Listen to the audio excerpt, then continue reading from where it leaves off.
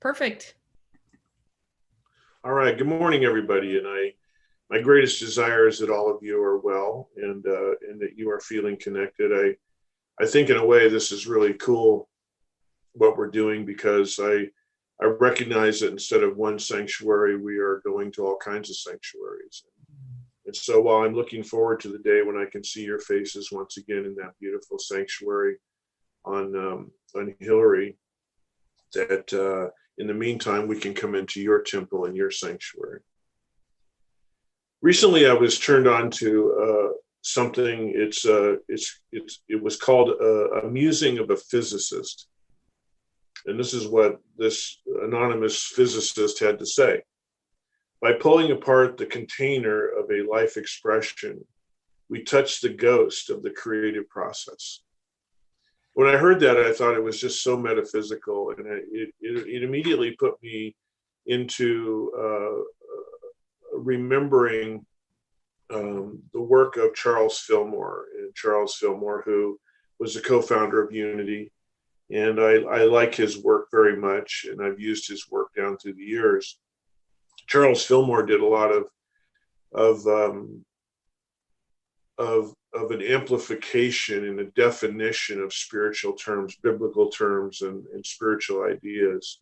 And so, against the beautiful work of Ernest Holmes, who is very mystical in his work, and you lay the backdrop of Charles Fillmore, it's great.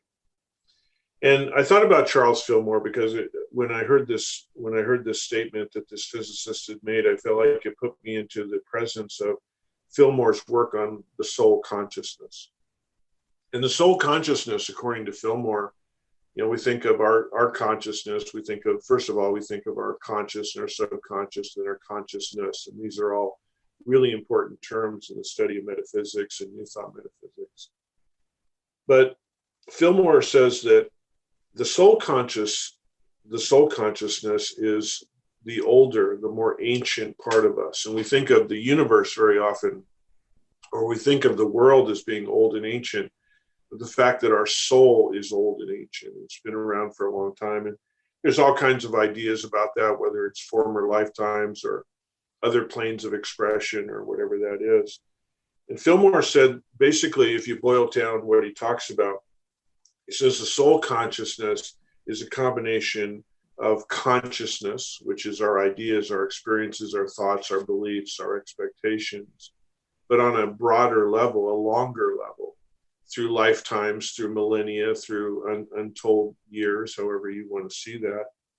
But then he said this is mixed in with the spiritual laws of attraction and karma, which is cause and effect. So basically, that makes the soul consciousness very dynamic. When I thought about this, I thought about the words of Jesus from the New Testament. And you have to understand that and I know that you know this, those of you who have been in our teaching for a long time and in metaphysics, is that when we look at a great master like Jesus, we tend to look at them as the individual, not the only son of, and I'm not criticizing that for those who believe that, but we tend to want to look at Jesus not as someone who sort of traveled the earth 3 feet off the ground, but someone who was with us, someone who sat down and had a cup of coffee with us, someone who walked a road with us, someone who helped drag in the nets, someone who helped sweep up the house. Jesus is a compadre. Jesus is a brother. Jesus is a teacher. And that's what makes him a great teacher in our estimation, our teaching, and in my estimation. So if we look at Jesus, the individual, there's a quote in the New Testament, and the quote says, "I am the way, the truth, and the life." And so the way that we teach that in metaphysics and religious science and New Thought is that, okay, so imagine we're having a conversation with Jesus one day, and we're hanging out with him. We say, and we're having this very deep kind of spiritual conversation. What's the meaning of things? How do we change? How do we heal? How do we grow? What are we doing here? What is the trajectory of our life? Where are we going? What does it all mean? So we might ask Jesus, what's your take on that? And he would say, well, I believe that I am the way, the truth, and the life, making it a very personal statement, and thus basically offering up, the way, the truth, and the life is up to you, my friend. just like it's up to me. And I understand that against the backdrop of a lot of religious teachings within the broader culture in which we all live, this is challenging. When I was a minister in Paradise and it was my full-time job, and I remember a couple of times I would give talks and talk this way and speak this way of Jesus, and invariably I'd have someone say, hey, can I speak to you alone? And they would talk about their discomfort with that, because basically what that says is, the divinity is here within me. It's not that I'm looking at someone who has all the divinity and can maybe share some of that with me or tell me what to do with their divinity, but basically that Jesus is saying, I am the way, the truth, and life, and so are you. And so the first word in that statement that he uses is way. And so basically what he's sharing is that he is basically way. It conjures up the idea of road or path or journey.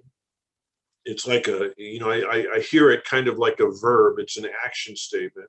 I am the way. I am the one walking the path. I'm walking the journey, the truth and the life, which is basically, and that part of the journey that's what I'm trying to figure out. What is the truth and what is the life? Carlos Castaneda, I think, expounded on this idea. It's my speculation. I don't know what was in his mind when he said, each individual is different. Each individual must find their own path. Each individual is the same. Each individual must find their own path, meaning own path. And so we ask the question, well, what's the same part of it? I mean, we get the individual part. I mean, we are people who, we like vanilla or we like strawberry, or we have all kinds of constructs that we resonate with. We are outgoing person. We are people. We're introverted people. We occupy the world very differently. Those of us who have had children, if you have more than one child, you understand that almost from the moment they're born, they're different. They come in with some sort of personality in the mix of all of this. So we recognize the individual. We recognize the authenticity. And so I think that what Carlos Castaneda is reinforcing is the path, the exercise of the path, the requirement of the path, the journey piece of it. And I believe that that's what he's talking about there. And so Ernest Holmes, in his work, he emphasizes the word authenticity. And he said authenticity is much deeper than the word individual. I mean, individual gets us into the neighborhood, but authenticity takes us down into what space we occupy in terms of our own spiritual understandings, our own spiritual journey, and what we're doing here. There's a gentleman by the name of Gregory Drombauer. I think I'm pronouncing his name right. And he is a contemporary Native American voice. He is someone who works in the Native American healing arts and the medicine worker and the healing. Some people refer to people like him as singers or medicine people or holy people. And he's been in this training for a long time. And he has an interesting background. He is a young person, as a young person and young adult, he went down some dark roads and he dealt with addictions in his own life, and he found recovery. And then, of course, all of this led, listen to the way I'm speaking here. It's interesting how the word path and journey just kind of drops into it. Well, I was doing this and I went this way, and then I began to, progress. And so he got into recovery, and eventually he embraced what some people call the red road, and then some of the deeper, what anthropologists would call the shamanic practices, and studying under all types of Native American masters of the healing and medicine arts. So he tells a story about a man who is one of his brothers in all of this, who is a shaman in training, who is involved in this lifelong dedication, this lifelong journey, this lifelong path to take in the teachings and the practices. And this gentleman had very much lived a similar life that he had, going through what he had gone through. And then in his 30s, his late 20s and early 30s, he began to go into the healer's path. And then in his middle 30s, he became involved with a woman who he described as his soulmate. And Gregory Drambauer talks about the soulmate a little bit. We hear this term all the time, and he tends to say that our soulmates are those people whose journeys and paths overlap into our own. We're traveling along, and they come into our path in a very special, sacred way. We learn from them; they learn from us. We experience the same things. We possess some of the same passions, some of the same interests, the authenticities, and they sort of cross over for a time. That he doesn't reserve soulmate just simply in the romantic sense, but it is a very special relationship. And as I tell this story, that's going to kind of flesh out a little bit. So this gentleman, was introduced to a woman, and they got to know each other, and they became very close, and they eventually got married. And so he's in his middle to late 30s, coming up on 40. He's involved in spiritual practices. His wife is someone who is also very much involved. And so they became pregnant, and she gave birth to a little girl who they named Angel. And I think that the name Angel is interesting because, and I'll kind of come back to that in a moment. So they were going along, and this gentleman that Gregory Drambauer is talking about was having this wonderful, amazing life, and just he was married to this beautiful person, and they were involved in the same things, and they were just so deeply connected on every level, a psycho-spiritual level, and what they wanted to do in life. And now they had this beautiful little girl. And around the time the little girl turned 2 years old, this gentleman's wife was involved in an automobile accident, and she made her transition. She passed away. And so the gentleman, Gregory Drambauer, talks about the fact that he comes into crisis. I mean, we can imagine. He was so in love with her, his wife, and he was so connected that he, again, the soulmate idea that it's like, how can I go on? I mean, my journey was her journey was my journey. And what Gregory Drambauer talks about is, even though these journeys cross over and we feel like our journeys become completely enmeshed and they become one, he basically says they don't. And we always have to have room for other people to come in and be our teachers and our students and our guides and our co-journeyers or co-walkers of this journey. Because as time went on, basically what he decided, again, this 2-year-old little girl was there, he said, okay, I'm going to raise my daughter. I want to raise her up. I want to get her to adulthood. And then, you know what, I really don't care. I don't care if I go on. I would just as soon, when that's done, just move on so that I can be with my beloved. But over the next 3 years, between the time that this little girl was 2 and she was 5, she began to flower as this beautiful, young, innocent, spiritual being. And this is where I think the name Angel is interesting. And as a metaphysician, I don't believe that there's any accidents in that. The idea is that, what, again, Charles Fillmore and people like Ernest Holmes, they say the meaning of the name Angel or the word angel is a direct connection to the fountainhead of truth. Fillmore talks about the fountainhead of truth, and that the angel, when we, in terms of metaphysics and being metaphorical, and here's this little girl named Angel. So this one day, it's raining, and this gentleman that Gregory Drambauer is talking about lives in Sedona, Arizona. And so rain is a little bit rare down there. When it rains, it's a big deal. And so that sort of foothill, Sedona's in the foothills and canyons of a desert community.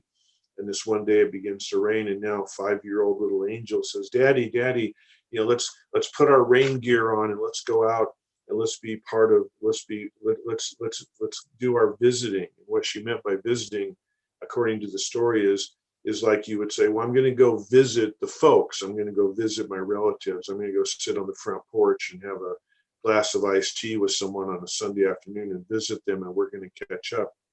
An angel was saying, let's go out and visit the cactus people, the flower people, the rock people, the animal people, the rain people. And that comes from a Native American tradition. And she was expounding that because she was growing up in it. But to her it was, and so she put on her rain gear, her yellow outfit. She was yellow from head to toe, and she runs out the door, and the rain is coming down. And she's telling him, Daddy, the rain people are kissing my face. And she just starts to stomp around the puddles and go amongst the flowers and the cactus and go out there. And the father stood on the porch putting on his own rain gear, and he realized that what she was sharing with him was the magnificence, the beauty, the love, and the connection of life. Okay, I'm going to raise her up until she's an adult, and I really don't care if I'm here. Does he really care about life? Does he see the beauty of life? Does he have a passion for life? And so this beautiful little girl is coming up, and she's basically sharing with him the passion of life. And Gregory Drambauer uses this as an example, is that within this individual's journey, this young girl comes up as another soulmate, as a teacher, as a sojourner, as a co-walker in this journey together. And she becomes one of his spiritual teachers, along with all the great spiritual masters he's involved with in the Native American community and other communities nationwide, worldwide. Aboriginal medicine, Aboriginal ideas, Aboriginal spirituality, it lives everywhere. And now this little 5-year-old girl becomes one of the masters. So Gregory Drambauer says this: a world of potentiality keeps rising up, and I must let myself be willing to be pulled into it. Spiritual workers allow their spirit-given willingness to translate into movement,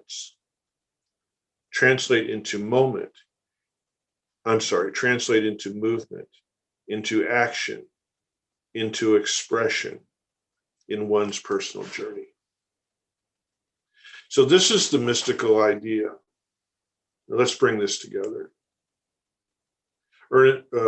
Charles Fillmore talks about the soul consciousness. A millennium of ideas, experiences, thoughts that resonates within. And down there below, our day-to-day, going to work, putting gas in the car, getting the groceries, being where we need to be, being with loved ones, binge watching some show. In the midst of all, there is this place that is deeper. Why am I here? What is my journey? What is it that I'm looking for? What realizations are there? And the mysticism in this, and our founder, Ernest Holmes, is considered among all the New Thought founders, someone who had a more strongly expressed belief in mysticism and was very mystical himself.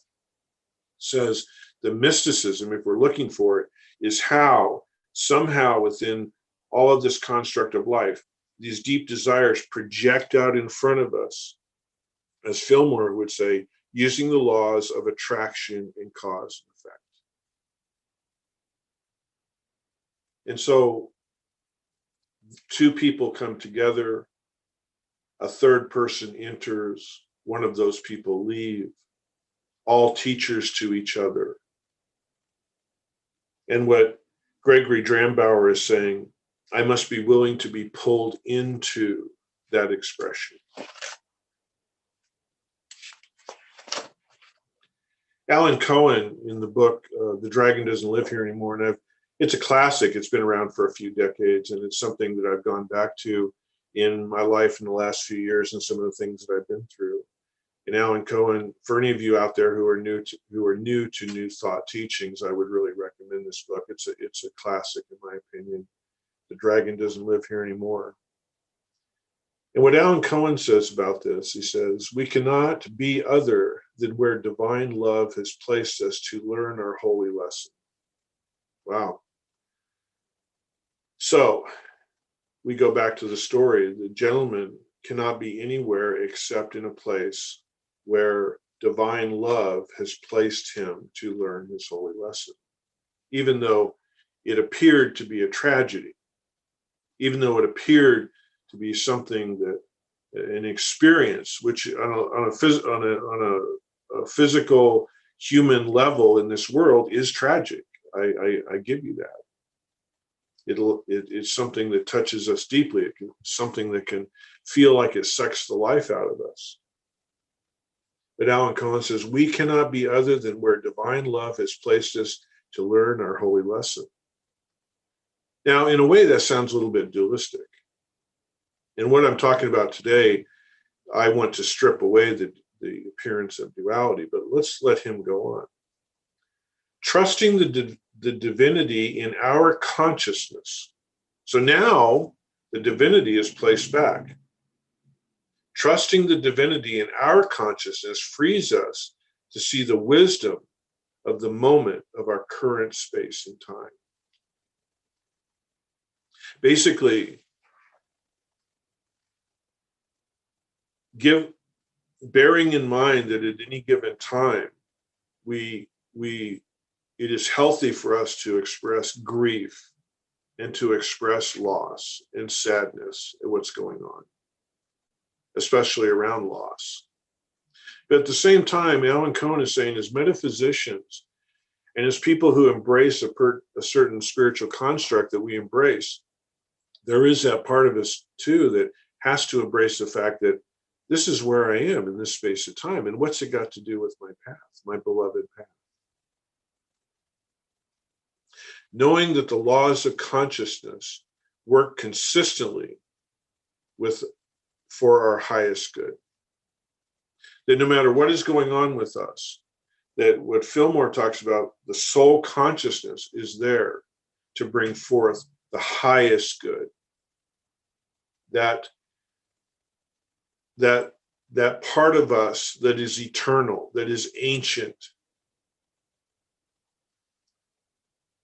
I know that in times in my life when I've sought out spiritual counseling in New Thought, and I'm going through something, and maybe it's something I've been going through for most of my life, and there are a couple of those in my life. There's a couple aspects of my life that I feel like I am really kind of going through it on kind of a constant level. It comes up, it comes up, it comes up, and I kind of chip away and chip away and chip away, and I do my work.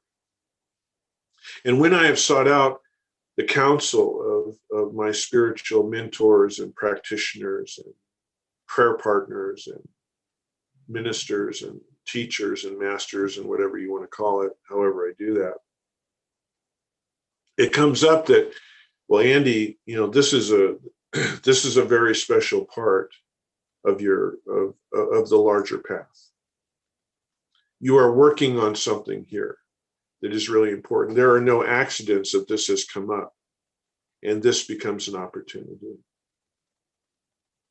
When the gentleman's little daughter ran out into the rain, and she danced in the rain, and she talked about the rain people, kissing her face, and she's running among the cactus and the flowers, and she's honoring everyone. Standing on that porch, he has a choice. He has a choice to turn away from that, to, oh, gee, I wish I were her, or she doesn't understand my sadness, but the choice is, this is here.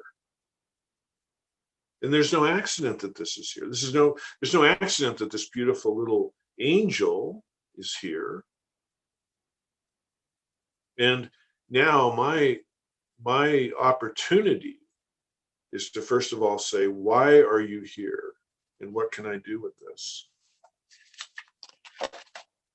Alan Cohen goes on. As we grow into our own evolution, oh, wow. I love that. As we grow into our own evolution.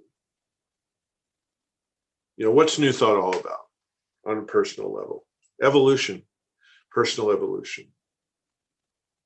And in teaching down through the years, and we would have the word evolution come up in classes, and people would say, well, what is the duration of my evolution? I'd really like to sort this out. And we kind of come back to the idea that the word evolution means, is there an end game? Not really sure. The beloved path is the long path. The beloved path gives us gifts along the way that, when they're all put together, become the larger gifts. Gregory Drambauer says, basically, he said, imagine, now remember that this individual is someone who works in the healing arts, the medicine arts, with Native Americans. Imagine when his clients come to him over grief. Imagine when his clients come to him over healing, what he's going to be able to share with them because of his own understandings. So as we grow into our own evolution and the unfoldment of the benchmarks of that growth, there is no limitation.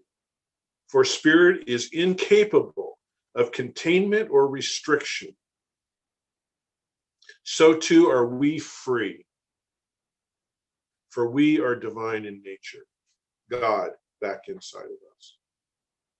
Understand what I'm saying? I'm not saying that we are God. We are within God, and God is within us. And that's part of the soul consciousness. And he finishes his thought, Alan Cohen, our deepest aspirations always carry us through the outer change.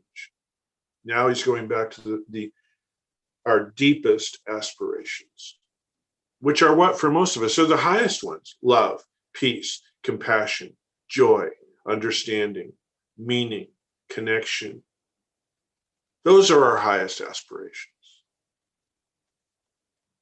Those are our deepest aspirations. Our deepest aspirations always carry us through our outer change. As we live each moment from our heart, coming back to that central place, and in all earnestness, being the deeper reason why we are here. The deeper, why am I here? Why am I on this journey? Why do I walk this road with other people? What is it that I'm learning?